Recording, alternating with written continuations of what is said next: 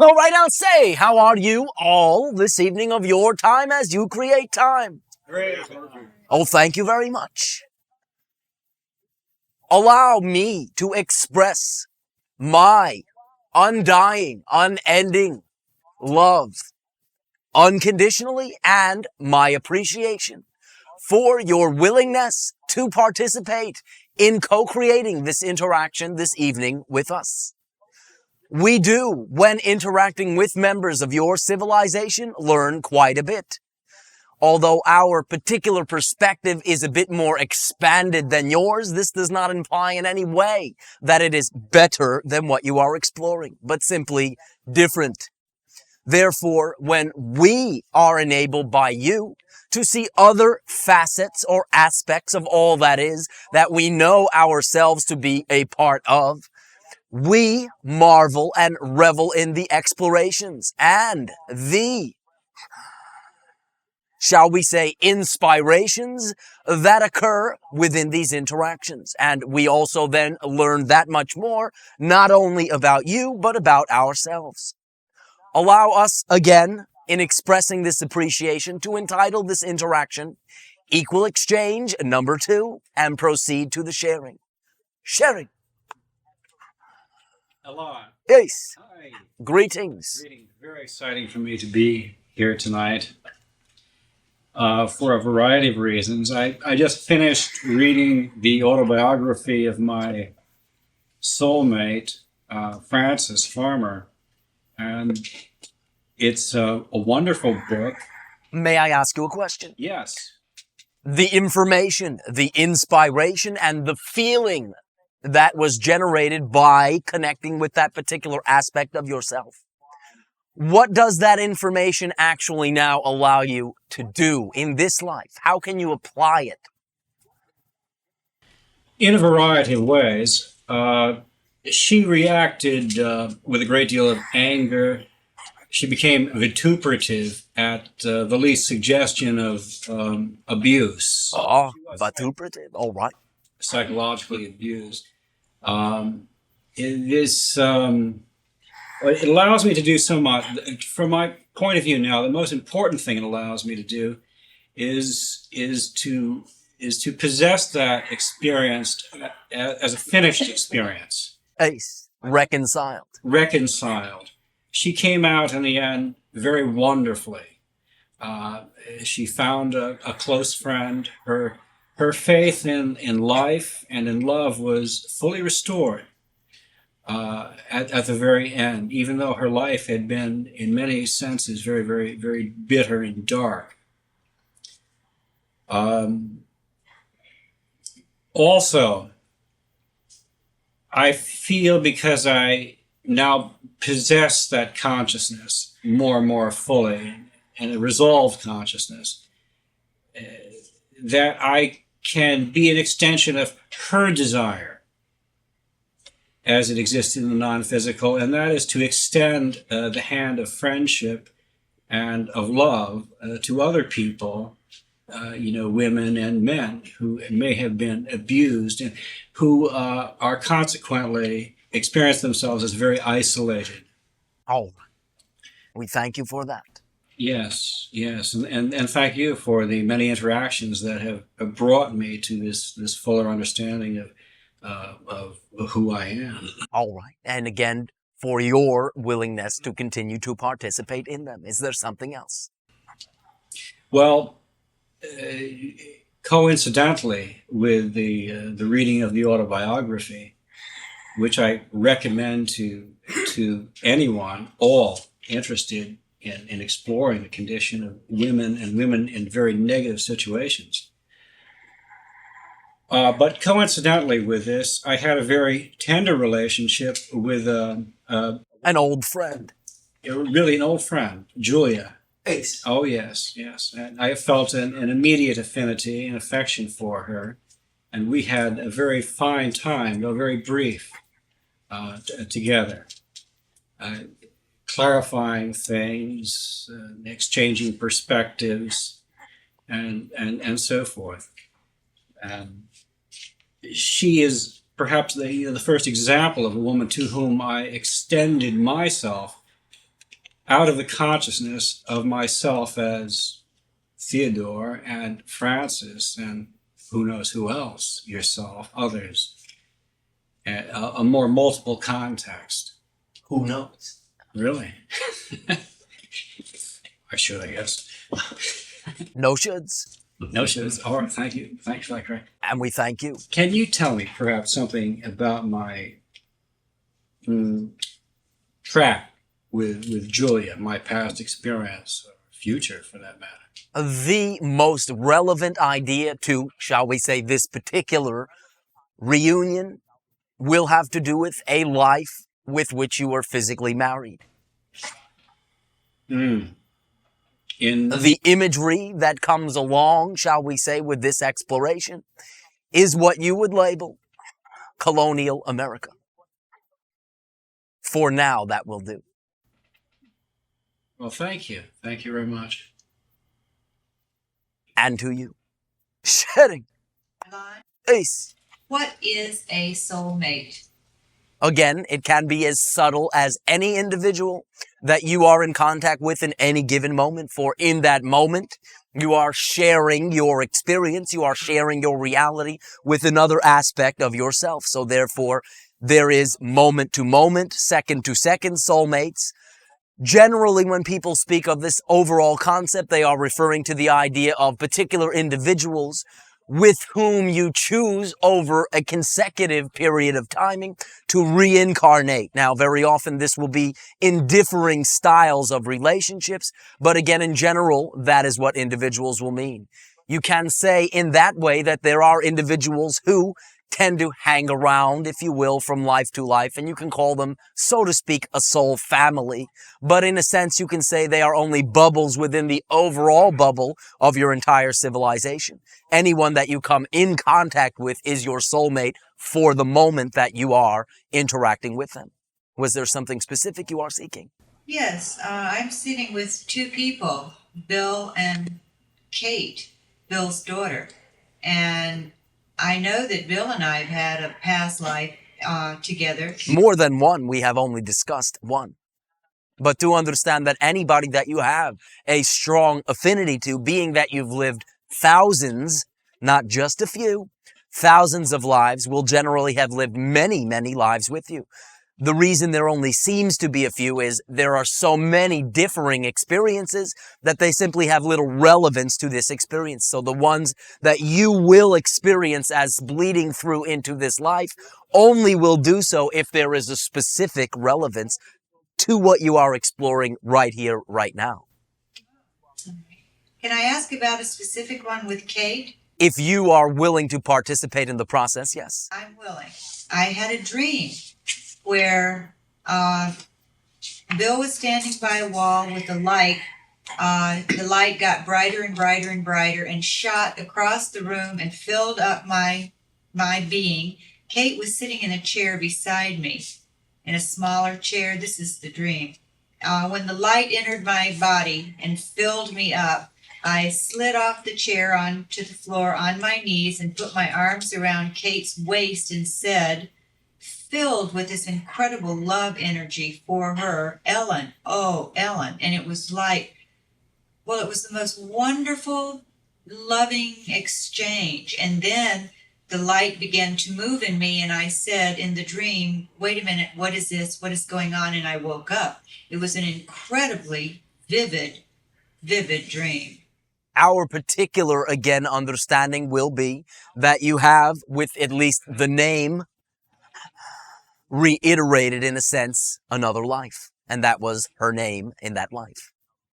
Is there some feeling or attraction that you have, again, to have you participate rather than simply handing it over to you, as to what period in your historical past, when thinking of her and perhaps substituting that name, stands out? I haven't tried to get at it. I just felt like it might be a past life connection. I certainly felt as if she were my daughter. She was sitting in a smaller chair. I mean, if symbology has anything to do with it in a dream, I don't know. I don't get any sense. Well, you have gotten quite a bit. So simply begin to allow yourself, again in your own space, to extrapolate upon it. Trust the mother-daughter feeling. That is a very distinct, discrete feeling. You are feeling it for a reason. And again, a bit ahead, or shall we say, aside from most individuals' experiences, you have also been provided a name. So you can utilize that name as a meditative koan to tune you into that frequency. You mean now? Do it now? Ace, or later, whenever. Well, all right, I'll let it go for now. I'll thank you. And to you. Sherry. Elan, Ace. greetings. And to you as well. I am experiencing a new set of circumstances. Well, how exciting. Yes. For the first time in my adult life, I find that I'll call it automatic income, for the time being at least, my automatic income that comes in each month is enough to keep my nose above water from a financial viewpoint. Okay. Nice touch. So this allows me to truly follow only moment by moment, follow only my excitement. And what have you found? Well, it's very relaxing and I feel good about it. But I do have some fringes of guilt working on me once in a while. All right. Well, in those moments, why do you choose to not fully love and validate yourself? What is the nature of when you will invalidate yourself to that degree? For guilt is the total absence of self-love and self-worthiness. Well, it gets back to our conditioning and our Protestant work ethic. All my life, I've been the person bringing in the bacon, making money, helping other people, self-respect from a society standpoint, that I'm employed, okay? Yes, but are you not still providing these functions, though, with a slightly different definition? You are still being of assistance to others. You are still interacting with others. You are still at least bringing home, as you have said, your own bacon. Well, Therefore, as again you say in your slang, what's the problem? Well, moment by moment, actually, the activities I find myself in following my excitement is one way or another, in rather small ways, helping other people, serving other people, because that's what I enjoy doing. And therefore, being in your own element, you are of more use to them. So where does the guilt come in? What are you thinking? What do you feel when that particular emotion comes into play? Well, my lady friend, my love, if you will, is an RN working long hours, and she's working very hard, and her health is somewhat deteriorating, and I'm just sitting around relaxing, enjoying life. But that is her choice, and that is your choice. Okay. Well, let me broaden this into another point, if I may. Please do. As I think Bashar is well aware of, and I believe you are, being blended into that background, my number one, by far, most exciting priority choice is to get actively involved into the water fuel cell energy project that I'm out in Ohio. And in spite of my creative efforts, I've finally faced the fact, if you will, that in the current moment, that choice is not available to me. All right. So I've got to follow other excitement. This does not mean that you need change your overall intention, but simply you can utilize as feedback whether or not a particular thing that does excite you can be acted upon in that moment. So following what excites you from what is available need not exclude you still having the clear intention that the other thing excites you, but simply do not fixate or obsess upon it.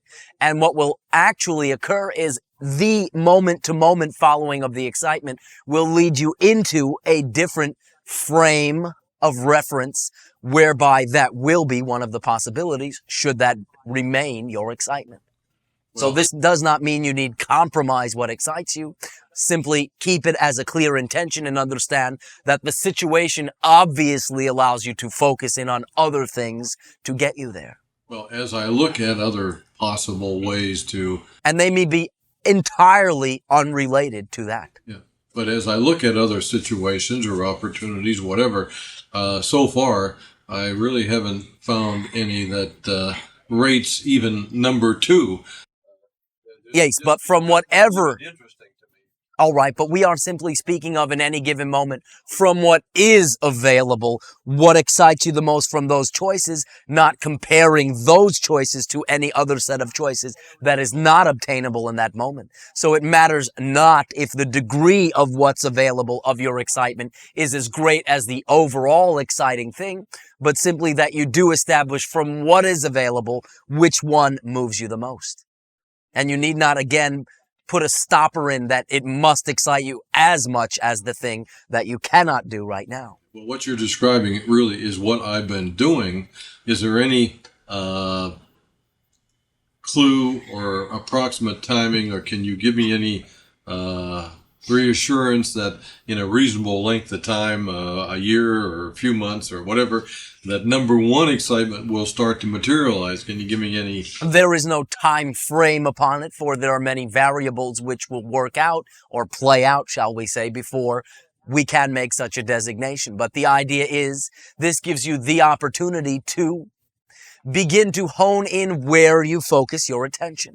And even in the way that you are posing the question, you are suggesting that you are simply placating yourself in each and every moment, waiting for that exciting thing, rather than fully diving in to each moment, choosing with your excitement. And again, if there is something you cannot act upon, not keep it out on the table, constantly reaffirming that it is not happening. It is not happening. The attention that you place upon what you label to be your most exciting thing generally takes this form. Rather than it is happening, it is happening. The attention upon it is the reaffirmation of the fact that it is not occurring. And this actually in and of itself perpetuates it continuing to not occur. When it is in a given moment one of the choices, that is when it will be obviously the timing. For now, again, dive into what is available, not use it to distract yourself from what you'd prefer to be doing that you cannot act upon. Do you at least understand that distinction? Yes, I think I do.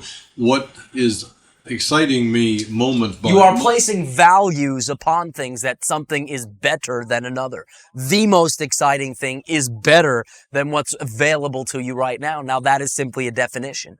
If you label it that way, then you will have that experience, that each experience in the moment that you are choosing from your excitement pales in comparison to your overall excitement. But that is because you are labeling it rather than allowing yourself to dive into what is right there and use the excitement and move and act with that excitement on those things. Okay, but if I can make a point here, that what's exciting me moment by moment is not in any way of a nature that is sustaining me and my effort in that direction. Yes, and we have mentioned that it may very well seem to have nothing to do with the most exciting thing. But because you keep that most exciting thing as an intention, when an opportunity does come into the space, so to speak, you will then have all the tools you need to immediately act upon it, and you will find that some of those tools will have come to you and been acquired by you through some of the other exciting things entirely unrelated with that. Certain skills, certain knowledge, certain resources. This is the type of trust we are speaking of. Trusting in what excites you in the moment, that even if it seems not to be related to that thing, that it is somehow. And whether that somehow simply be that it makes you aware of certain ideas that when that exciting thing comes along, you will not have been able to have enjoyed it fully without those ideas. Can be that subtle. Well, I have made my intentions very well and clearly known.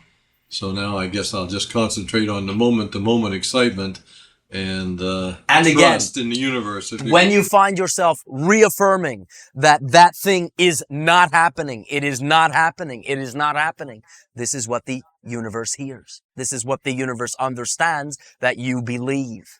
Therefore, you can actually be pushing it off into the future by, again, when you identify with the concept, identifying it from the negative perspective. As opposed to just keeping it as my intention.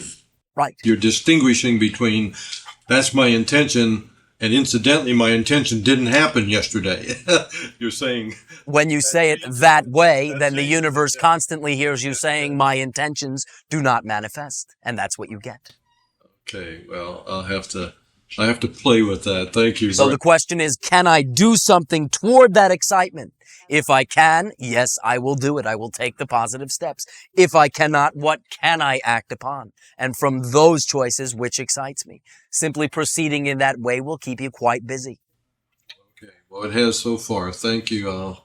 I'll stay on that track. Thank you. And we thank you. Sharing. Elan. Yes.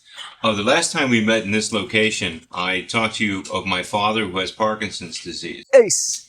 And in the last 3 or 4 weeks, last 4 to 6 weeks, he was participating in a program through Yale University involving Cinemet, which is a drug that's used to treat Parkinson's patients. And he's gotten, I think, in my opinion, and I think in his experience, considerably worse. Just last week, he was in a crisis. He was in a panic, emotionally and psychologically, and his body was very non-functional. He was standing almost bent over, only able to shuffle. He found it very difficult to move. And at that time, I found that I was moved emotionally, I guess, through anger. And I got real focused on who I am and who I'm not in the matter. And at that time, I told him that I love him and respect him and will do whatever I can to assist him. But if he chooses to put himself under the care of other doctors, then he's going to have to rely upon them for their guidance. If he chooses to be my patient, he's going to have to comply with my parameters just like any of my other patients. I encouraged him to get off of the medication, the Cinemet, which he has done and is experiencing considerable improvement, in my opinion. And I'm also encouraging him to get off the Xanax, which is a tranquilizer, and the Benadryl, which is an antihistamine that has some type of dubious benefit for some Parkinson's patients. In essence, I'm encouraging him to be free of all external substance and all outside cures for either his perceived problems or his real problems, and take responsibility for responding to what comes up in his life moment by moment. I encouraged him today as he walked out into the kitchen. He was standing almost erect, and I commented on how much straighter he was standing and how widely spaced his steps were.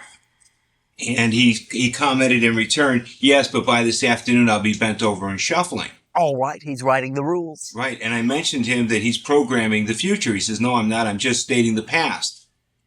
All right, same thing. He's so used to programming himself according to his limitations that he's not noticing when he's actually forecasting the future as opposed to reporting on the past. Well, in a sense, you are both correct. He was utilizing the past to forecast the future. Yes. What I'm asking you for, because he is going to hear this tape, what I'm asking you for right now is to speak to him directly, if you could, and encourage him in his moment-by-moment exploration of the symbols that he's created, because I sincerely think he wants to be well, and I sincerely think that while he does not know how to go about it, he does want to learn from his creations. He does want to expand and experience life more fully than he ever has before. All right. Have you shared what we have already discussed? Yes. What was the response to that? For understand, in effect, what we will do is simply render, perhaps in slightly different terminology, the same idea. That being, that particular symbol, in this particular instance particularly, is symbolic of an individual's hesitation to act decisively and to act according to who they define themselves to be. So again, putting this quite colloquial, quite simply, what would behoove him to transform this symbol, in addition to continuing to look at how the symbol has served him also, rather than how it has hampered him, would be to again ground himself into the moment. In any given moment, establish what is available. If one of the things that is available is not possible because of his physical condition, rule that out. That is not one of the things that is available. But continuously enable yourself to get a clear view of what is immediately available and choose with your integrity the one that excites you and move. And simply continuing to do this will create a momentum, will create a lack of hesitation, a lack of hesitancy, will create a purposeful intention. And that purposeful intention will replace the hesitated intention. Going for it, hesitating, going for it, hesitating is not a smooth, continuous action. Simply establishing your excitement, establishing what moves you from what you can do, and decisively, to whatever degree you are able, act upon it. This will begin to prime the pump, so to speak, and have the overall effect of reversing the hesitation. It is as simple as that. That is as concise as we can state it. And how important is it to him to focus on what is working as opposed to focusing on what is not or has not worked? Well, again, as important as he wishes to transform it. Whatever he focuses his consciousness on and reaffirms, the universe hears. If he reaffirms his limitations, the universe hears this and wishes upon hearing it to continue to supply what a person believes they deserve. So therefore also allow him to observe his own deservability.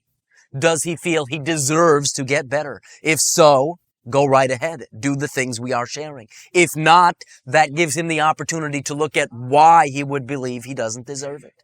But again, what you have suggested, affirming the positive, affirming the progress, then the universe hears that, and then the universe provides more of that. Same mechanism.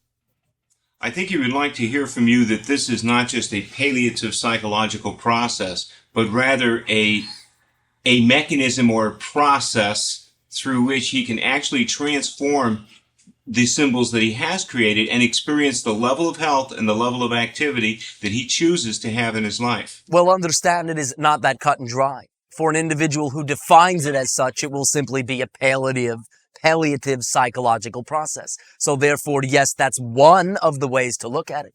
But it can also be physics rather than just philosophy. It can also be mechanically a sound way to do it. It is up to him, and it will always be up to him. For all individuals always only create through what they already perceive their reality to be. The good news is that they can begin to consciously pay attention to what they are perceiving, and if they do not wish to continue to perceive particular things in a particular way, they can transform it. But it will always be up to him. If he defines palliative psychological process, then that is the effect he will get. If he defines this is the physical, mechanical way with which I will transform what I have already created according to preference, then he will get that effect. It is both. So he does have within his grasp the possibility of transforming his reality such that he experiences perfect health. The 100% potential, yes. Thank you. And to you. Shutting. Elan, question following up Tony's. Hello, good evening. And to you, greetings. Talking, a lot of what I perceive coming through has to do with our perception of deservability. Ace. I'm wondering if there wasn't a mass consciousness agreement to explore limitation on this planet, to believe that we do not deserve it all, that we do not deserve abundance. Was that a pre-agreed upon? Perhaps you can say it became a mass conscious tendency. Okay. but was not, shall we say, necessarily a conscious on a higher self agreement. But once the tendency exists, individuals can plug into it to just experience that. So overall, you can say perhaps recognizing the tendency allows you to make an agreement with the tendency and experience it as an agreement as well. Did that translate? Yes, thank you. And to you? Thank you. Is there something else? Well, a whole lot of things, but the next thing to follow that up with is where Richard is with us, but not physically in this room, are exploring language very carefully. And one of the instances that we keep coming up against is higher self and expanded consciousness. Would you define those two terms for me, please? All right. Their meaning. Understand that from our perspective, what you would call your higher self or oversoul will be representative of your total self, your expanded, your 100% being that in a sense knows it all, has experienced it all, is infinite, is multidimensional, experiences the simultaneity of the many existences, and at the same time perceives itself as a single entity. When speaking of expansion of consciousness, we are simply referring to consciousness in and of itself, perhaps you can say, is the ultimate expansion. But there are levels of focus or concentration within your overall higher self-expanded consciousness that you can choose to partake of. Focus in general will be the idea of pinpointing down a particular set of beliefs or parameters at the exclusion of all else so that you can fully experience the one reality without having, shall we say, the busyness of all the other realities and be able to truly dive into and experience that reality. From the perspective of a focused self, the consciousness of the higher self would seem to be more expanded, but simply again, expanded meaning less focused, different orientation, not better or higher as better. Higher vibration, but not higher as better, lower as worse. Does that help? Yes, it does, Ben. I want to share an experience that we Do share. Beyond language. All right. Right, exactly. A friend of ours brought to us yesterday this experience called coning. And it's a piece of linen dipped in beeswax with herbs, and it's rolled, and you light one end of this cone, and as the smoke comes down to the small end, you put the small end into the ear canal and allow for the excretion of the earwax and the draining of the sinuses. Richard, where does it drain to? it drains into the cone. It is reabsorbed into, because of the heat and the configuration of the smoke in the ear, the eustachian tube, the earwax and the sinus drainage is forced back up towards the heat, the vacuum of the heat. All right. Okay. I explained this to Andrew, and Richard is not feeling well this moment, and he says that what he feels is waves of nausea. Now, as a nurse, to me, this is one of the symptoms of Meniere's syndrome.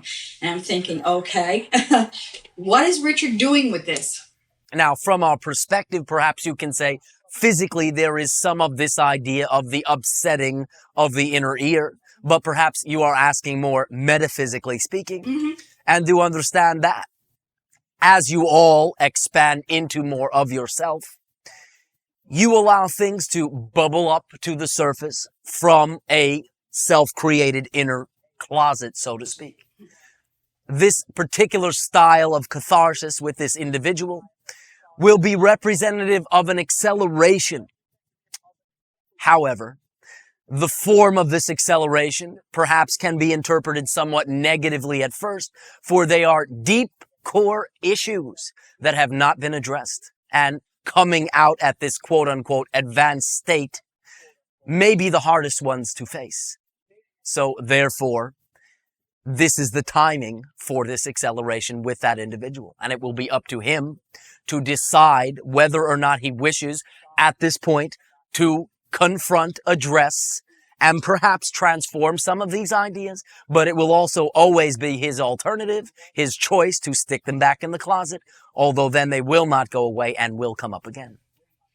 Is the process of the smoke and the herbs and the odor and all of that, the crackling of the fire, he said, was very, you could, after we did this 3 times with 3 different cones.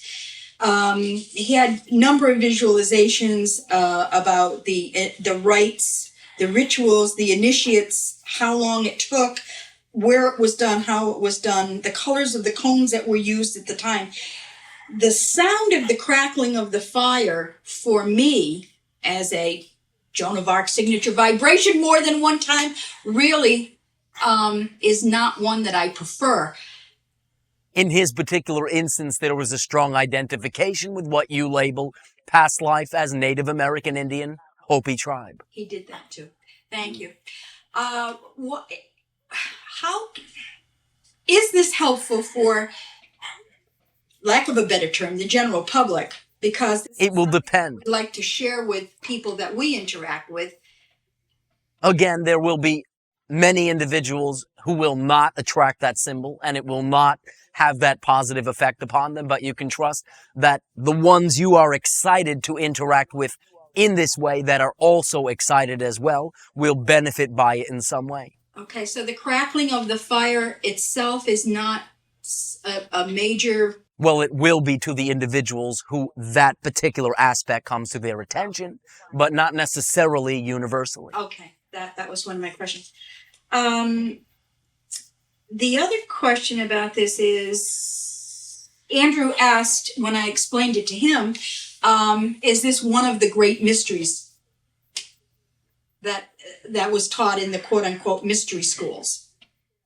That this really is a way for lymph system drainage and chakra balancing and electromagnetic field expansion. We are not immediately aware of that particular connection, and again refer you back to the Native American Indian reference. Now, this does not mean that it did not occur, but it is not to our awareness. Thank you. And to you. All for the moment. All right. Do feel free to share again. Thank you. Ace. Good evening. And to you. Good My evening. name is Bill Haden. We know. We've met.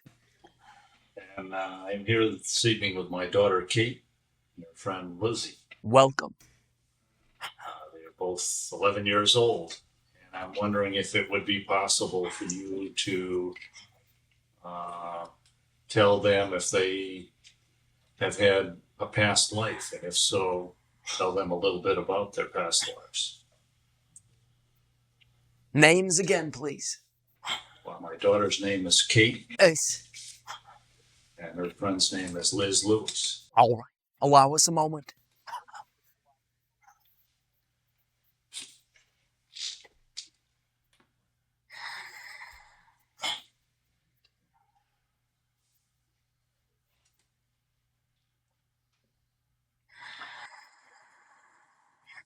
Our strongest, most recent sensing would be what you label time period. World War II, place, England. Friends. Childhood friends. Remaining in touch through most of life. Again, that will be a starting place. In other words, they knew each other in England. Well, they also knew the both of you, but that's another story. Were we related in any way? Not directly, though aware of each other. In that life. For now, that will suffice. Thank you. And to you. Is there anything else? I guess I would like Do to. you have any questions about this life? Being that this is the life you are now choosing to lead. Can I just ask you something about my past life? You can ask. Through Claudia, she told me that I lived during World War II, but that I was a German woman Ace. who I guess was a spy in England. Can you tell me a little bit, perhaps, about myself and my past life? What we will share is that your original intention to be a spy in this way got, as you would call it, a slight monkey wrench slipped into your works upon meeting her who was a him. So therefore, your allegiances were a bit, shall we say, multifold. Did I stay on in England after she died? You died shortly thereafter. But no, we sense you did return to Germany first. That is all we are getting now. What are you getting? I guess I have always had some affinity to German things, and maybe this is where they came from as my past life. Yes, but there was, shall we say, a particular distastefulness for some particular viewpoints as well. And that is why you were, in that sense, beginning to consider other ways. Sure, that would probably be correct. Oh, all right, then it is. So you think that you girls would like that? Not right now. All right, should it occur to you, please share. Thank you very much. And to you. Sharing. Elan, Yes. recently I'm working in the office with patients, balancing the electromagnetic fields around the body. Yes. And I'm doing it in a way that I'm not making a big show of it. But in resistant cases where there's been areas of pain that have not responded to conventional treatment, I said, well, we've done what we can do. Let's do some magic. And I just put my hand either side of the body. And what I sense, once I sense their energy envelope, I sense a pulsing in my palms. Very good. And I'm pretty much making up the rules as I go along, because I noticed it first on the patients that I work with that the pulses are not happening simultaneously in each hand. So what I do is I wait until the pulses are identical in each hand. Very creative. And at that time I sense it's complete and I say, it's fine. How do you feel now? And I was very surprised when the patient said, much better, thank you. Why were you so surprised? Perhaps that means you did not believe it yourself, and luckily they believed it more. Well, yes. Well, in this particular patient, I'd been working with him for a year subsequent to a car accident. And whenever I would adjust him, I said, how's your neck?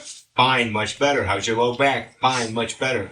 How's the right upper dorsal region? It stinks. It's terrible. It's not changing. And this is what I got every time.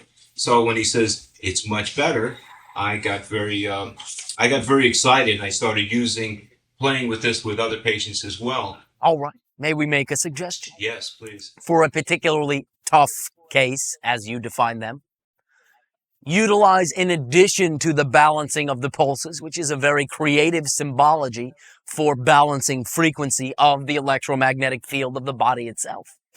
If you wish to allow yourself to synchronize their frequency with the frequency of your earth, the symbol, the visualization that will enable you to, as you have said, envelope them with a particular style of calming earth energy will be to utilize the vision of a blue-white light, in addition to what you're already doing. Thank you very much. And to you, that will be representative of the electromagnetic frequency of your planet itself, and thereby not only align them to themselves, but to, shall we say, the planet that they chose to be upon. And I wanted to make a request that that you or any associates that you think would be willing and helpful instructs me in exploring and mastering these more subtle ways of assisting people in achieving the health goals that they choose. All right, then our stream of consciousness is now available for this purpose, and it will simply be up to you to validate it when you get it. But we are bequeathing it to you in this way. Thank you. And I found when I was phrasing the question that I was reluctant to say assist me in healing. Assisted you in creating, again, an atmosphere round and about a particular individual that allows them to heal themselves, but perhaps still using you as an excuse. Yes, I've been exploring these ideas. I've come to entertain the thought very seriously that no one heals anyone. Everyone creates their own disease. They create their own reality, and that all I can do is create a context within which they can create the type of reality they say they prefer. Where they allow themselves to heal, yes. Yes. Another thing that I'm exploring and questioning is I've got this idea as a chiropractor that certain cases require a certain amount of care at a certain frequency over a certain period. Then you will create that effect, and perhaps even in your own technique, in a sense, sabotage yourself to play out to that expectation. Exactly. It came up in the context of a problem that I had myself. I woke up one morning and I could not move my head to the right without excruciating pain. And the associated tension was creating a fog through which I had to function. And I was thinking, now this is a symbol that I created, and it's here to serve me. How can it serve me exactly the way it is? And I got into the idea of exploring ideas of being flexible, knowing my direction, being able to take responsibility for direction. Remaining aligned. And I came up with the idea of, okay, I'm exploring this, and now I'm willing to allow this to transform. And I realized, what can I do right now to correct this situation, to bring my neck back into a normal state of feeling good and feeling free? And I realized that I wanted that now. I didn't want to process. I didn't want it to take all day. I didn't want it to take several days. I certainly didn't want it to take 3 times a week for 8 to 12 weeks.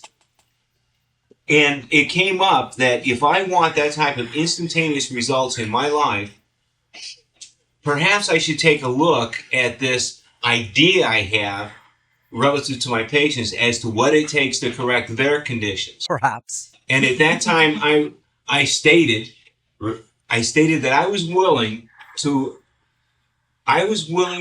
allow that there is no process necessary, that their healing of themselves can be an instantaneous process. And then, in fact, not only does it not require more than one visit, it doesn't really require any visits. They can do this themselves. And what then happened? I realized that my integrity was on the line. That my integrity actually was on the line. The thought came up, well, that's going to drop the bottom out of the practice, to which I immediately responded, are you kidding? They'll be lined up around the block. And I'll be meeting all these new people. It'll be absolutely exciting. What began at that time, Elan, is a process of taking a look at what's real for me in the whole area of not only my practice and my professional activities, but in every aspect of my life. I mean, moment by moment, being in my excitement, really alert to the possibilities of the moment. And what happened to your neck? Oh, my neck got fine. You mean to tell me this stuff works? My neck got, How fascinating. yeah, it did take almost 3 days. So you do have still some belief about the time aspect. Yes, it was much more comfortable right off the bat as soon as I had this idea that it doesn't take any time. Oh, all right. But it did take a couple of more days to resolve altogether. And I understand the reason for that as well. It gave me an opportunity to allow other people to assist me. I had one of the ladies in my office adjust my neck, if you will. And I learned a little bit more about mechanics, about spinal mechanics. And it also changed the way I approach cervical problems in patients. All right. That will be very often one of the main reasons that what you label your doctors will choose illnesses from time, to be able to identify more strongly with what a person is going through and perhaps utilize that as an incentive to assist them faster rather than more economically. Yes. Let me ask a question. Do ask. I got the image. I'll make a statement first. I got the image of walking into the office and just walking around going, okay, you're fine, you're fine, you're fine, you're adjusted. And that was very exciting. There will be some degree of individuals who will participate as an audience with that, and then again, others who will perhaps need a slightly more physical demonstration to enable them to validate enough of a change to heal themselves. That was the question. Is it not? It has to. The individual himself has to be open to be able to receive this type of symbol. Yes. This type of love, as John would say. Though not necessarily always consciously open, but at least unconsciously open, yes. Okay. And can I ask, lately I've been working with over the past month, I've worked with several people adjusting very specific subluxations without using hands, without using manipulative techniques, by what I call concept induction. Oh, right. I point out to them in a way that they can understand that, yes, there is a problem with this vertebra and that vertebra. And then say, fine, you're adjusted.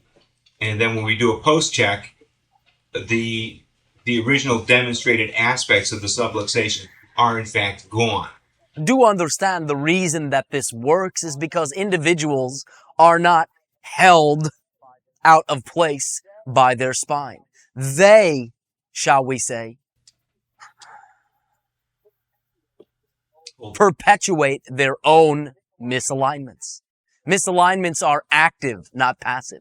This is a misunderstanding. They hold themselves out of alignment, not that the misalignments hold them out of their healthfulness. So when I say you're adjusted, they go, fine, they buy that. And if they do, then they allow themselves to let go of the hold of their own misalignment. So in fact, I'm not practicing any type of psychokinesis. Rather, you can call it that. I'm allowing them to give themselves permission to allow the bone to move where they choose it to be. Or allow that area representing misalignment in whatever way it does to realign. Need not necessarily be physical bone misalignment. Well, more specifically, when I adjust manually, I'm literally manually moving the bone. Now, they may or may not accept it in the new position, and they may cause it to rebound, but I'm actually manually moving it. When I say you're adjusted, am I actually doing anything? Our particular perspective and understanding of the biomechanical nature of what you label to be your spine would be to tell you that more precisely you are restoring its proper motion more than taking something static, moving it from a misplaced area back to another area. For that is assigning static designations to a dynamic structure. Point taken. When I do it verbally, though, like you are adjusted, am I actually putting anything in motion or? Can be. Depends on the individual. Depends if what they are holding out of alignment is physically lack of motion or, again, nervous systemly. Is moving objects with our mind, or what we call psychokinesis, is that available to me right now? To some degree, but that is, again, at least at this initial stage, not exactly what is occurring. It is possible, yes. Well, it may not be what is occurring now, but is it available to me? Yes. Because I find myself from time to time feeling like I can move things. Well, begin to look more at the reasons why you believe you cannot, rather than the reasons that you believe that you can. That will give you, shall we say, the beliefs to transform. Thank you very much. Very simple. Is that all? That's all for now. Thank you. And to you. Shut it. Elan, Ace. we have heard from you and Bashar that on your planet, Essassani, your civilization, that the average lifespan might be about 300 years. Approximately, according to your timeline. Okay. When someone is born in your civilization, to what extent do they need educated, and how is that accomplished, in schools or what? It is accomplished in the doing of life. It is accomplished in the synchronistic understanding that you always attract what you need and what will enable you. Perhaps you can say the need enables you to do what it is you need to do in that moment. Now, by age 3 in our society, individuals generally have mostly all that they will need to begin to do the exciting things and allow themselves to generate it in this way. But it is life's experience that is the classroom, perhaps you can say. There are no formal No, schools. nor is there the herding, so to speak, of children away from the adult population. Though children will very often choose to interact with each other, there is no hesitation upon the part of any adult that finds themselves attracted into an area or atmosphere with any particular child. There is no hesitation for that adult to interact with that child as an equal. So all adults are teachers or professors, if you will, of the younger. Yes, but we also always understand that we are all always teachers and learners. And we do not minimize the fact that as we are able to perhaps teach, in a way, call it teach particular ideas, that we are also interacting with that individual and watching them then do these things, also learning as well. So everyone is a teacher, everyone is a learner. The parents in that sense are the parents of all. The children are the children of all. That is the overall effect. Let's say one particular young person decides to follow their excitement in a particular direction, whether it has to do with space travel. Then he will invariably attract himself to individuals who are already doing that. They will not then learn by any cognitive process, but they will simply begin immediately to participate on whatever level they are able, and then they learn again through the actual having of the experience. On-the-job training. Okay. If I could open this up and allow and give the opportunity to Kate and her friend, if they wanted to ask anything about learning or schools or degrees in his civilization, do they have PhDs or No. various? I have never attended what you would label a class, but I have always attracted myself to whatever individuals that would enable me, so to speak. Even this is an analogy and does not exist as precisely as we are saying it, but an apprenticeship, so to speak. But if you live 300 years, is it typical to change directions during those 300 years and follow one excitement and switch over to another excitement? Most common, but it will again depend on the definition of the explorations and the time spans necessary to complete those explorations. Certain explorations may take 10s, 20s to hundreds of years, others just a few. So it will depend on the specifics. There is a general overall interest from most members of our society in the idea of space travel and exploration. But there are even individuals who are less inclined toward this and more, shall we say, literally grounded. Could you share with us a little bit about your own interests starting, let's say, when first born, and how old are you now? How did you get to... Most early on in my own life, I was involved very actively in what you would call swimming. That was one of my joys, one of my discoveries, as well as art and music. This was, shall we say, the concentration of what you would call my earlier life. It was somewhat recently, approximately 30 to 50 of your years ago, again, this is arbitrary within our time frame, that I became, shall we say, interested in the idea of communicating with other species, other civilizations, and space travel. So therefore, then attracted myself to particular individuals, one of them, the individual that you have designated as Bashar, and thereby enabled by that particular interaction to begin to learn, shall we say, the ins and outs of communicating in this way. My particular age, by your years of counting, not to confuse the matters, would be approximately 133 of your years. Where are you right now? Are you in the neighborhood? No, we are around our own planet.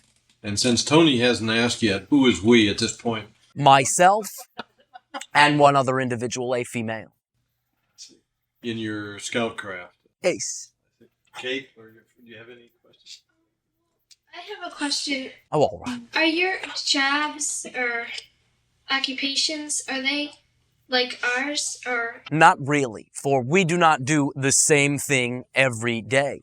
Because every individual, when they realize something is very exciting to them, immediately does it, a very interesting thing occurs. Everything gets done. There is always somebody excited about doing something that right at that time needs to get done. Because we've always functioned this way, grow up functioning this way, have always only known how to do whatever excites us in any given moment and trust that whoever needs to be there is there. Whatever needs to be there is there. That is what we create. So therefore, everything always gets done, but very many times by different individuals. For that is then the timing for them to be excited about doing those things. So no, we do not have jobs per se. We do not have money. For everybody realizes that the services of all individuals, no matter what, are equal. Therefore, there is an equal exchange. Individuals simply realize if somebody comes to them needing a service, that they have attracted that person, render the service to that person because they know they have attracted it, and then usually wind up being attracted back to that person, and that person can then do something for them, though it doesn't always need to be that direct. So no, we do not have jobs, but again, everything gets done and everybody always functions and has a lot of fun. So can you. Think about it. What keeps you from getting too fat or too skinny? Simply balance. First of all, again, we remind you that as you are beginning to progress into fourth density from third, we are progressing from fourth density, which is physical, to fifth density, non-physical, and are beginning to rely less and less upon symbols. So, for instance, getting fat. We simply do not eat any longer, and there is not that idea within us. Again, we have discussed many of the symbologies of the gaining of weight, waiting around and not doing things, and simply nobody ever does this. We are constantly busy. That's the end of my questions. Thank you very much. Hello. And we thank you. Ace. Along those lines, hi. Greetings. Greetings. Your clothes that you wear, do you launder them, or do they, when they fulfill their usefulness, disintegrate? Or what do you do with your clothes? There was in our history the idea that you would call similar to laundering, but then we developed a particular style of fabric that, shall we say, has a particular vibration, and this is the only translation that we can find that keeps it basically clean. Oh, so it doesn't get dirty. In a sense, no. Oh, neat. Neat, okay, yes, keeps them neat, yes. Neat. Tidy. They don't wear out then either. No, not really. If individuals have some reason for wishing to express themselves in a slightly different way, then they will attract to themselves different garments, but this is less of an emphasis in our society by quite a bit than your own. Right. Elan. One moment. Is that all? That's it. Thanks. Theodore. Yes, thank you, Elan. This is a three-sided matter, and if I seem confused, it's because I am, and that's... Well, all right. Very good. Confusion always allows you, upon taking yourself apart, to refuse them or co-fuse them back together. Thank you very much. Back momentarily to Francis and the autobiography, Will There Ever Be a Morning? Of course, the answer is yes. There is, in a sense, only morning. All right. Depends upon what version of that word you are using. Mm-hmm. Only rebirth. Oh, all right. Begin. Thank you. Yes. Number two. Reading. Well, no, that's actually just part of number one. All right. 1A. As I was reading this book, time and time again, there were resonances, familiarities. It became clear to me that I really knew this life because I had lived it. In my own life, so many resonances. You played them out a bit faster in this life. Yeah, I moved my family out to the Seattle area, for instance, where she was born and raised. I stayed in Chico, California, and I liked that. I felt very at home there. She had a home there in childhood. Indianapolis, very familiar to me. At any rate, and people as well. But it became more and more apparent to me that really I was a multiple personality, and that Still are. still, yes, I am.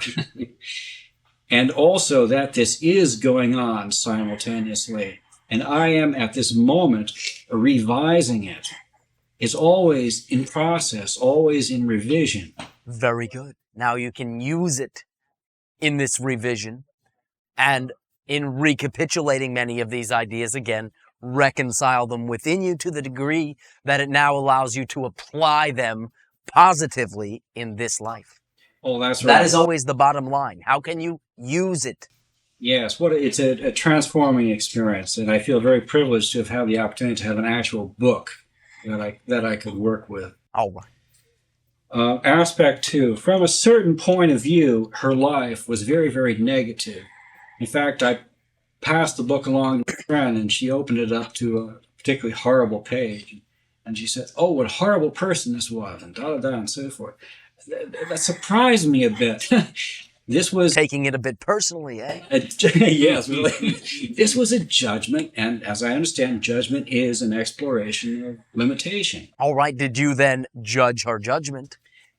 Perhaps you can explore that as well. No, I didn't. Oh, all right. Do it. Sounded like there was a bit of that in there, though.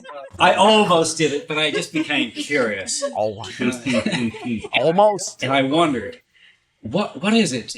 There's some people who are really sort of goody-goody. Oh, all right. That is not a judgment.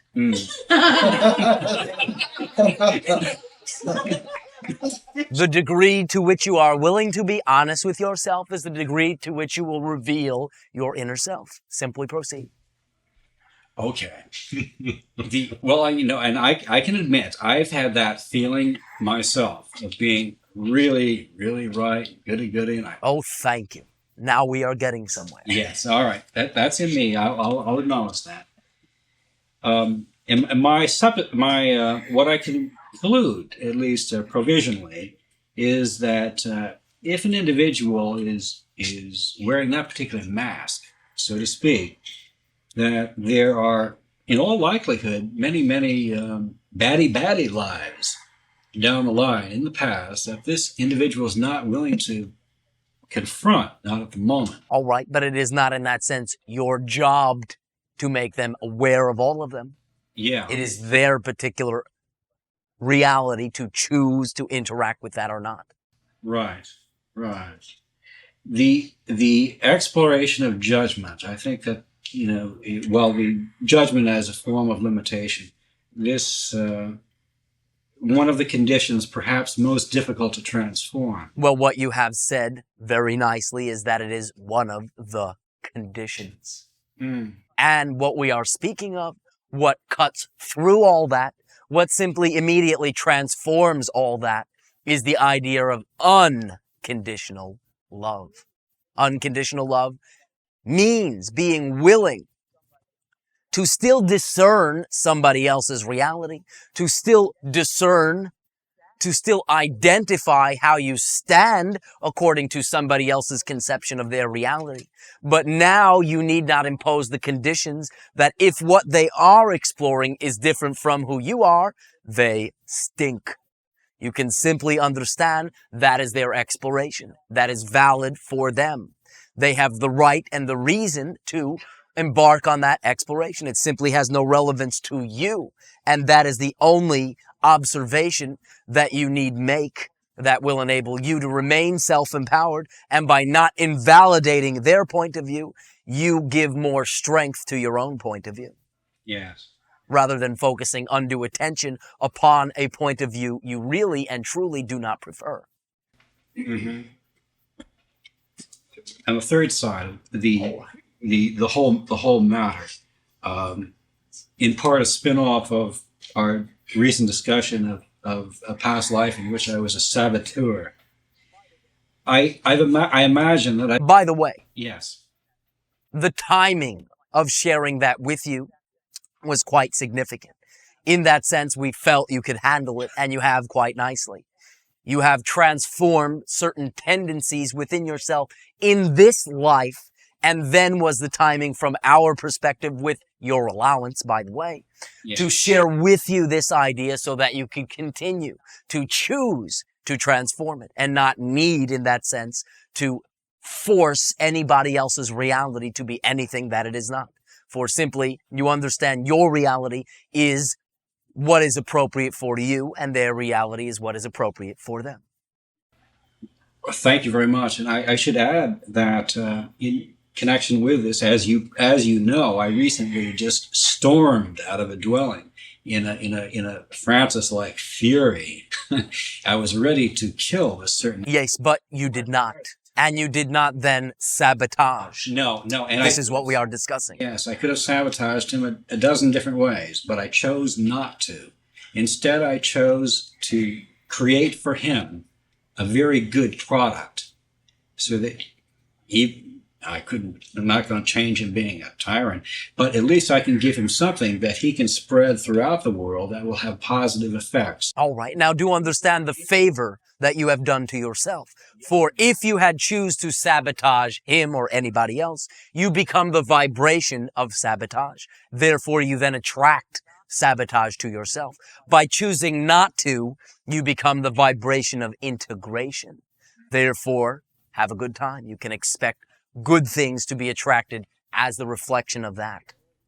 Oh, well, thank you very much. And I already am. I'm making some good connections in Nashville. And but the other part of the thought I was holding was that I've lived 10,000 times, and in a third of those times or more, I've played out very negative scenarios, I would imagine. That's simply part of what Earth Game is all about. And there's no need, in a sense, for judgment. Right. No need whatsoever. I experience Francis's life in all its positivity and negativity as a wondrous thing. There's so much potential in just her book, for enlightenment. I'm appreciative of every life that brought me to this point where everything seems to be really coming together beautifully, and it's like a celestial music. Then we thank you for your conscious commandment and your willingness to honor your preference with integrity. And thank you. Back there. Well, Yes. you mentioned that you live 300 of our years. Yes. That is the approximate lifespan upon our planet. And again, we do not choose at this time to create what you call dis-ease. So that will be the relevant or relative span of most individuals. Personally feel there are so many good things to experience in this life. I'm somewhat envious of your being able to survive for 300 years. Well, all right. Do understand you also contain the possibility at least to expand your life span to double what it now is. So therefore, rather than being envious and assuming you do not contain it, simply when you are willing to begin to validate the signs your higher self gives you that this is what is most you, again, your excitement, being that is most effortless, being that you have quite a good time doing that, as you say, time flies by. And when you seem to experience less time, you create less time, and therefore you physically age less time. So establishing the vibration of what moves you, establishing your passion, establishing your excitement, and moving on it automatically creates less time. So you can do it too. Get shaky. I was hoping that you would say just that. Well, thank you. I think that age, at least for us, resides in the mind and spirit and not necessarily in the body, because I've seen elderly people be far more dynamic than some young people. The body is a reflection of consciousness, and you are, shall we say, spoon-fed the notion in your society that as the body ages, it, shall we say, deteriorates at a rapid pace. This is simply a belief. It is a mass agreed upon belief at this point. Again, a tendency that perhaps is now an agreement. But the idea is, even by understanding that you have the desire to look at it, you can now plug in the definition that I can age gracefully. And again, the body is a result of your consciousness, not the other way around. So by keeping your consciousness in line with your higher self-purpose, you automatically, by fulfilling, shall we say, again, your higher purpose, will reflect a more healthy vehicle or body to continue to do so through.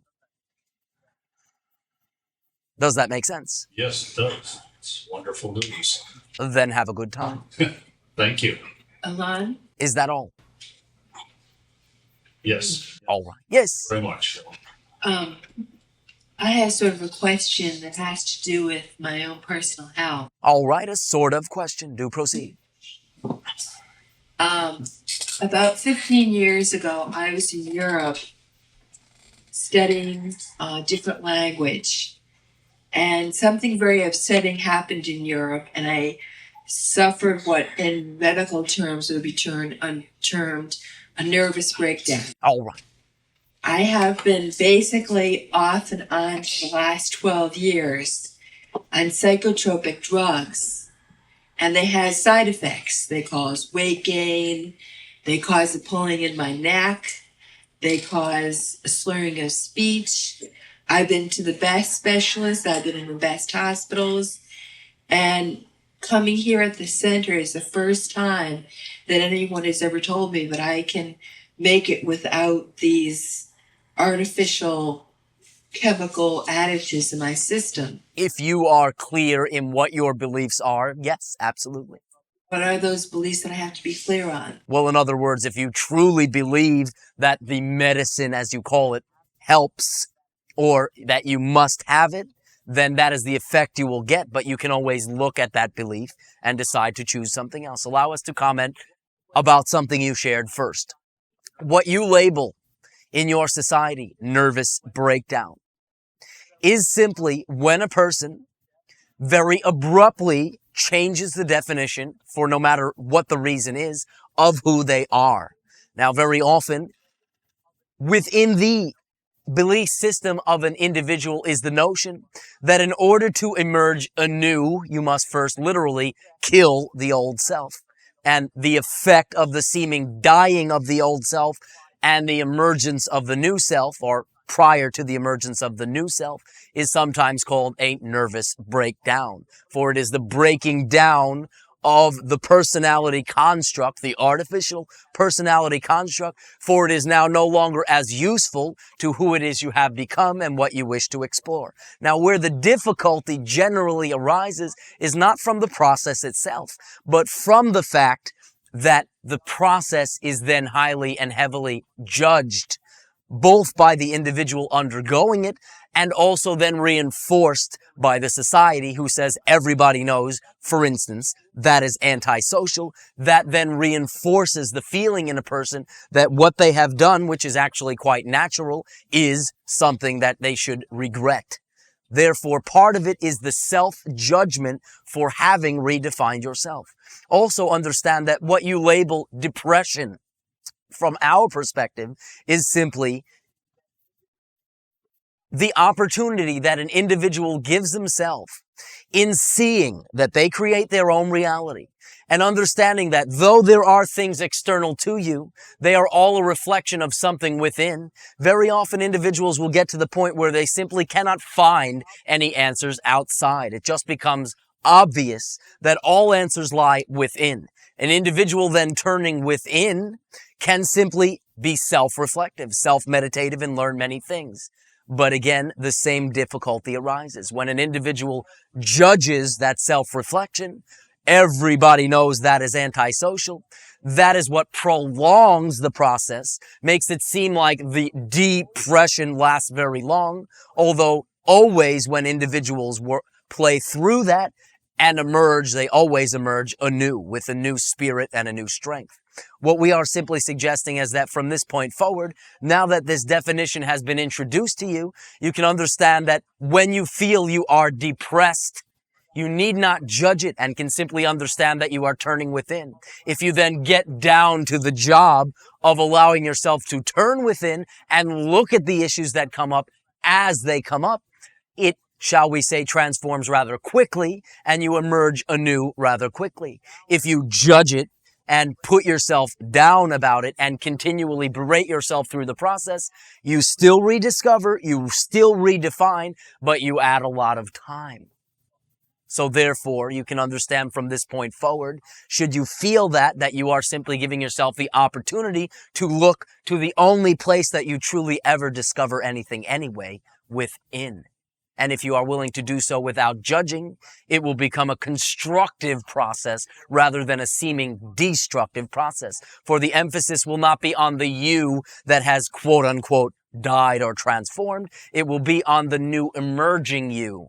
Therefore, you will not have a sense of loss, but a great sense of gain. Does that make sense? Yes, and I feel that when I'm around a group of people that I don't really know that well, and I'm getting to know them for the first time, I realize that I've grown within this 15-year period, or 12 or 13, really. Oh, yes. I've grown so incredibly much that I see society as like dictating what you can and cannot do in society. Granted, something like murdering someone is wrong. Well, it is disintegrative for sure. Disintegrated, yes, but in our society, especially in the Northeast, people are very judgmental in who you are. Well, do understand another thing. Judgment is two parts. Judgment rendered, but you will only feel an effect if you match the vibration of that judgment. And in that sense, jump on their bandwagon to judge yourself. If you use that as an opportunity to establish who you are and realize that, yes, perhaps they believe this about me, but I know myself to be different than what they are saying, you do not get the effect or the emotion of feeling judged. You simply get the effect of the emotion of disagreeing with another viewpoint, not needing to then go to the extent of invalidating it, saying to yourself, well, they have the right to think that, but that is not who I am. So therefore, when you find yourself feeling judged by others, you only have that feeling because on some level you are buying into and defending against, so to speak, that judgment. Look at that and remind yourself about your unconditional deservability and your constant ability to unconditionally love yourself. Which means even if you did agree with them, you love yourself anyway because there are no conditions on the love for yourself. This is the love that all that is, or what you call God, has for you. So you can always tap into it, for you always are receiving it from all that is. All that is loves you unconditionally, and there is simply nothing that you can do to lose that love. You are a part of all that is, and all that is will always love all its parts. So perhaps you can utilize that information to tap into what sometimes may be perceived to be an overwhelming feeling of unconditional love from all that is, and simply jump on that bandwagon instead. One other comment I'd like to make, and that's... Was that useful? Yes, very. Do proceed. Because at this point I realize, now that I'm 15 years older than I was in college, that I was in a totally different culture, a totally different environment, totally set of different values. And I came with kind of a naive sort of down by the shore in Connecticut point of view, and to go and to experience the difference in belief systems that one people have for another civilization, culture, was such a shock. That, as my friend Atia said, she said at this point, your psyche, your body, your mind was just simply saying, no, for the first time in your life, you're going to think of you first. Oh. So, And that is quite positive. But again, thinking of yourself first need not mean at the exclusion of everyone else, simply making sure that you are taken care of, because when you are, you then have a greater ability to be of service to others. right. So taking back your power and nurturing your own deservability need not seem selfish to other people, but again, it will enable you to be of more service to them by first being of service to yourself. Yes. Now also understand that you are, 15 years later, a new vibration. You are a new person. You will now, being the vibration that you are creating yourself to be right now, attract a new crowd. Therefore, mingle. It is no accident that you are with who you are with in any given interaction of this sort, and there are many individuals with whom you can share. Thank you, Elan. And to you, for the gift of your presence and interaction. Sharing. Elan, Ace. I've been thinking as we're sitting here about past lives and about struggling through past lives. Oh, all right. Struggling. Well, actually, I feel like I have in some way struggled most of my life to get to certain points where I want to be. And I don't feel I've ever reached the dynamics of that. But for some reason now, I've noticed that things seem to be coming together in a way that I've never imagined they could. A woman from a local newspaper, I had put a little release about our TV show that we want to get volunteers to help out for the Intergalactic TV network, which is going to be a weekly program. And all of a sudden, Swimming calls up, excited, from one of the local weekly papers, which I had given a release to. And she came over and she was there for about 3 hours interviewing me about the TV program and about... Well, how exciting, getting some recognition and beginning again being the vibration you are choosing to be to attract the support crew. Yes, and the woman that would have originally been the reporter said she would have been more hard-nosed because she doesn't have a more open mind about these kinds of things. So it ended up, just to my amazement, to have this person actually at that timing show up and be the one to do the interview, which I thought was kind of fascinating. What a coincidence. Yes. The other thing is, I feel I might do a lecture on extraterrestrials in the summertime at a bookstore. All right. I had pondered the thought and wasn't sure what I wanted to do, and I kept it open. And then I decided with excitement that I would talk about extraterrestrials. And I'm not sure what I'm going to say, because obviously I won't know until I'm there doing it. We will say it will come out just perfect. You will have, so to speak, some help.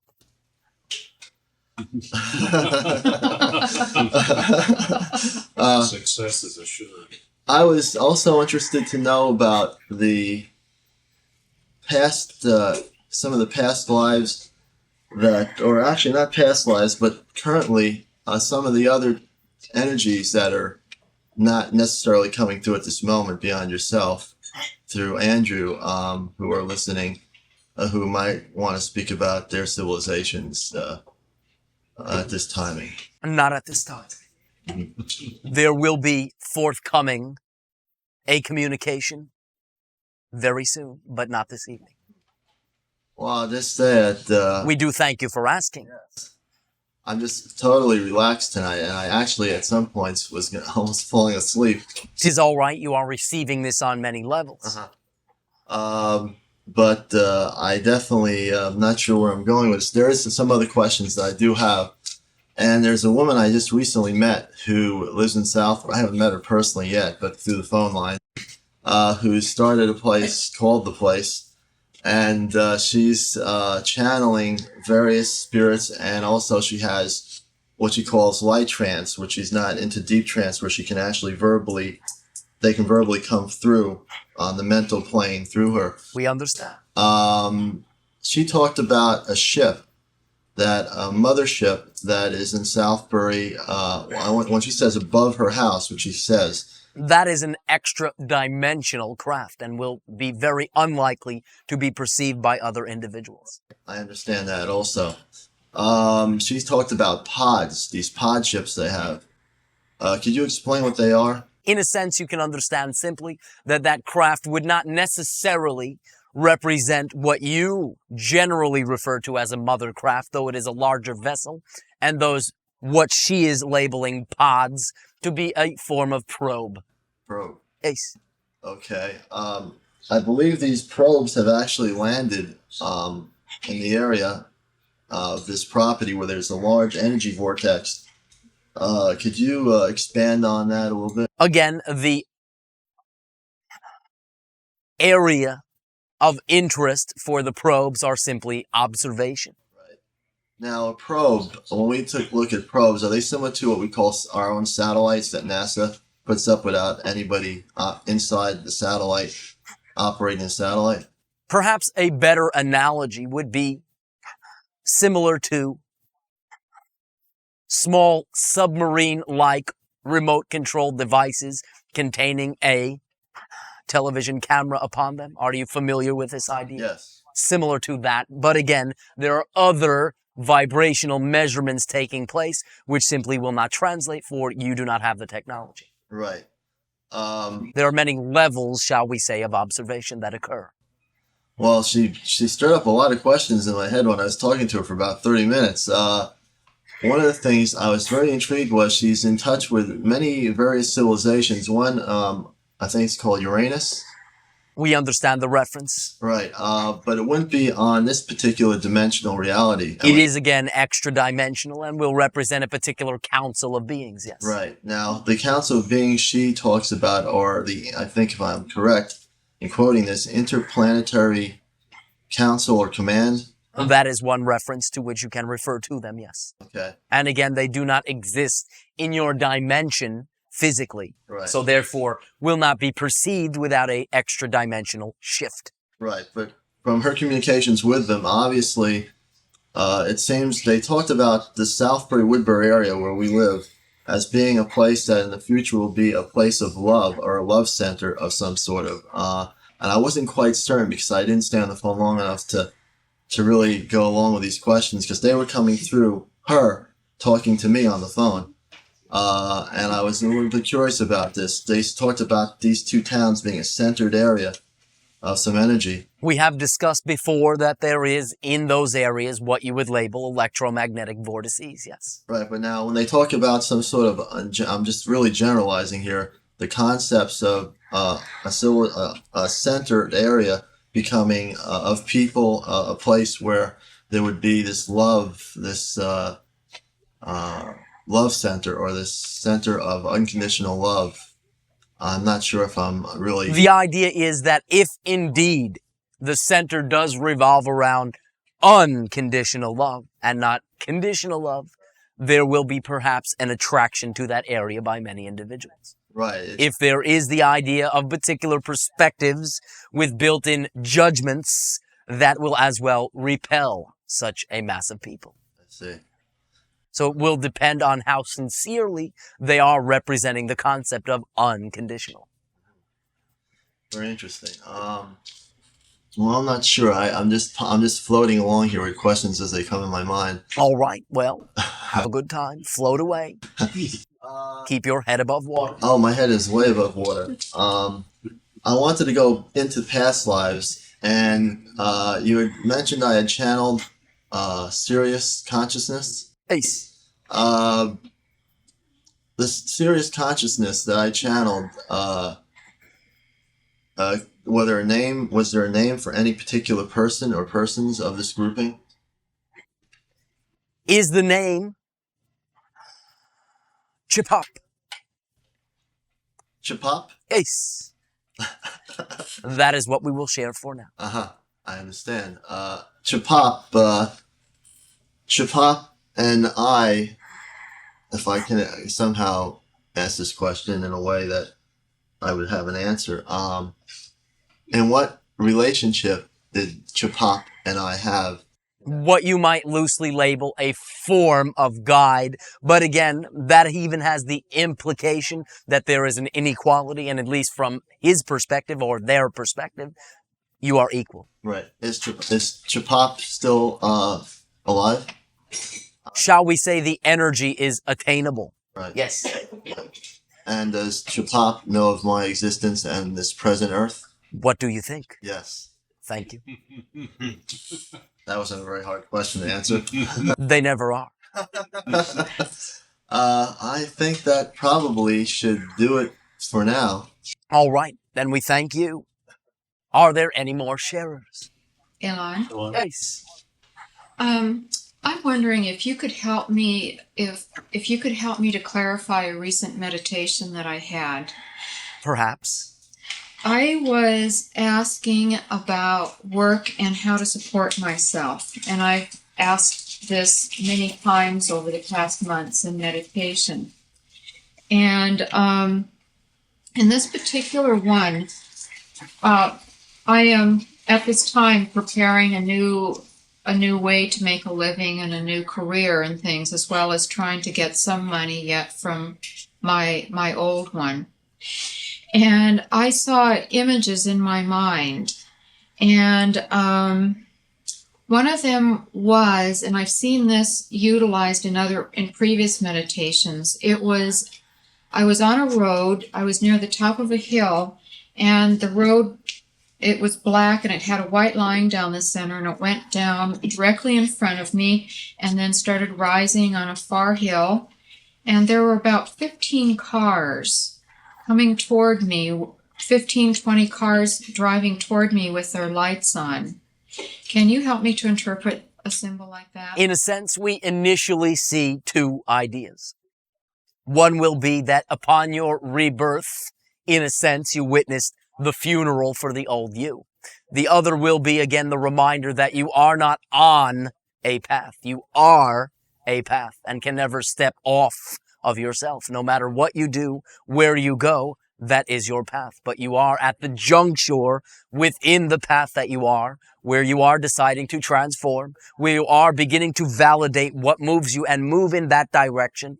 And again, one interpretation, one polarized interpretation of that can be, quote unquote, the death of the old you. A question that I asked right after that was maybe I should just stop trying to get work in my old field, since I'm not getting very much, and simply devote myself to producing the new one. Well, there are no shoulds, but continuing to do the same thing and expecting a different result perhaps is not that logical, whereas if you are willing to do a different thing, you can only get a different result. Now it is a matter of trusting the new result as much as you have trusted the old result. It is not that you had a lack of trust for the new result. It is just that you simply resoundingly placed your trust in the old result. Do you understand? Therefore, you have that trust. You now know where it is. You have defined it. You can place it wherever you wish. You always trust in something. Perhaps you can say the trick is to become aware of what you've chosen to trust in and consciously re-choose if you do not prefer what you have trusted in. In other words, to water it down to your slang, go for it.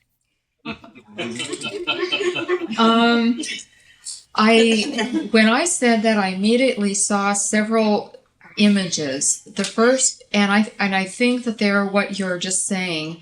The first was some several pairs of shorts. They were what we would wear in the summertime, and the one on the top was purple.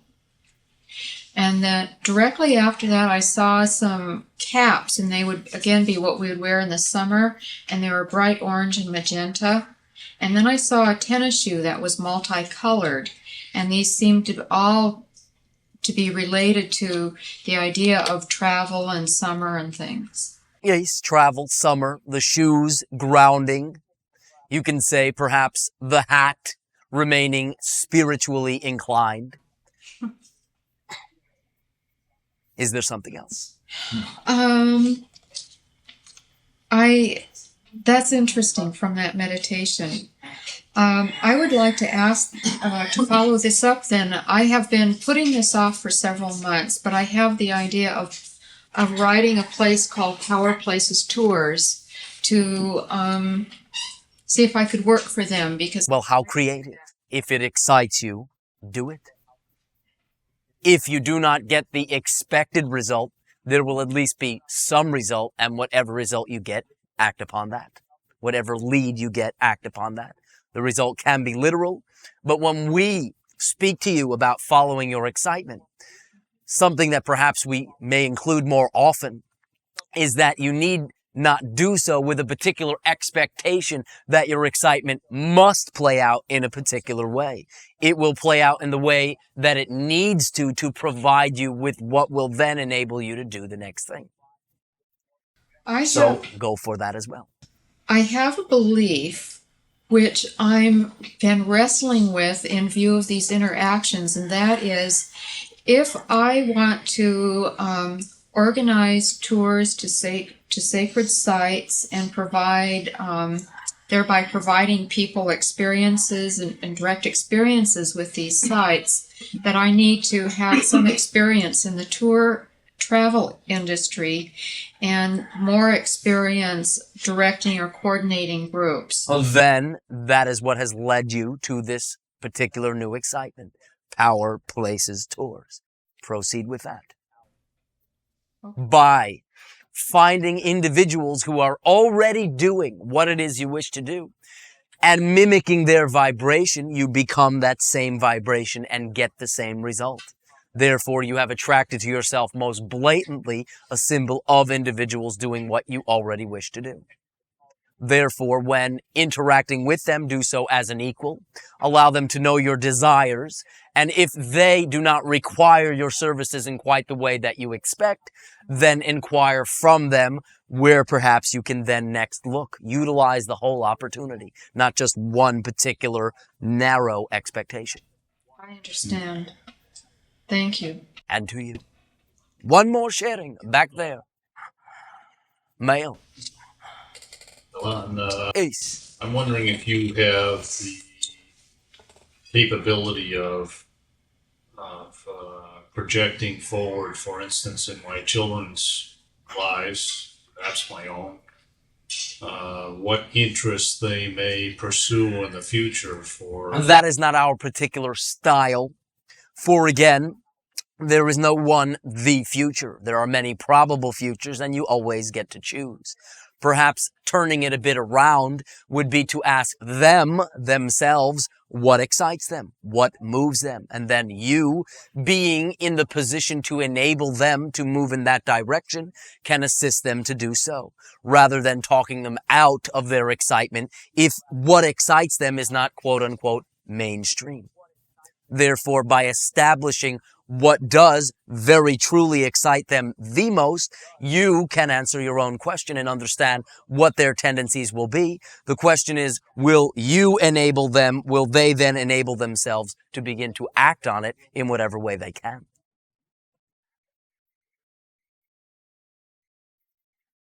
Is this of assistance? Yes, I interrupted my daughter who was about to ask a question. All right. Do proceed. I was wondering, do you think I was a Indian in my last life? The last life, no, but you have been in a past life, yes. And was anyone I know now there with me?